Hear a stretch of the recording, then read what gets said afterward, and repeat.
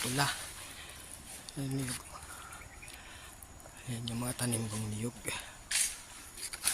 Ayan guys, dalawang tao.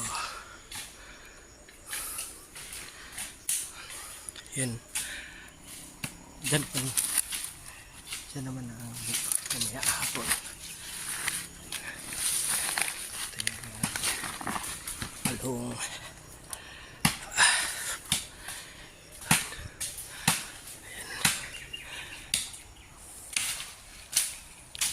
Green beans. Hello mga gar. Shout out sa lahat. Yan. Nagpatabas na yun ng ano, ng lupa. Ang damo. Stilan. Yan yung mga ano, nasa ilalim ng ano, kakawan. Yung mga nagtatabas. A few moments later. Ano? Yan.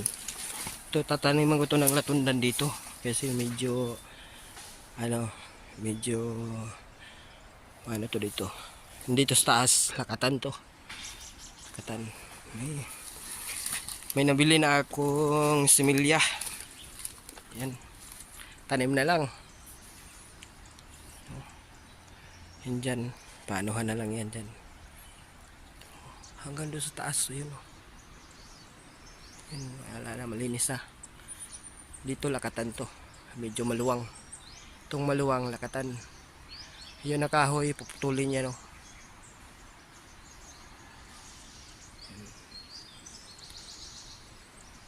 Nandun ba sila oh? Ayan ano. Likod. Ayan. Itong dito sa kabila, hindi mo na to gagalawin. Sunod na to. Pag may pira na. Yan. Basta ito dito, lakatan lang itatanim nito. Nakabili na ako ng ano, ng pang tanim na lakatan. Meron na. Sunod na linggo na ang ano, ihatid sa bahay. Yan. Nandun na sila. Malapit na rin. Yan. Ito. Yung taniman ko na sa kasi ng ano, ng niyog. Yung iba malapit na mamunga. Yung iba naman maliliit pa. Pero okay lang. Yan. Ayan o. Ayan. Ay, malapit na.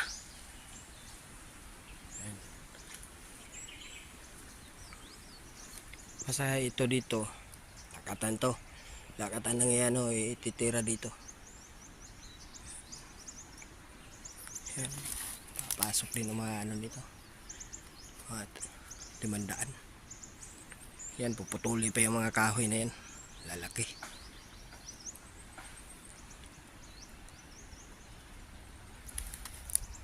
Ito may lakatan naman dyan sa tiyuhin ko. Ano, nagtanim siya.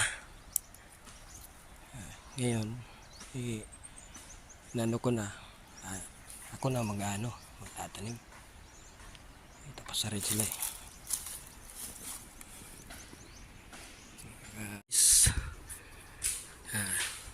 nagtabas naman ako ngayon.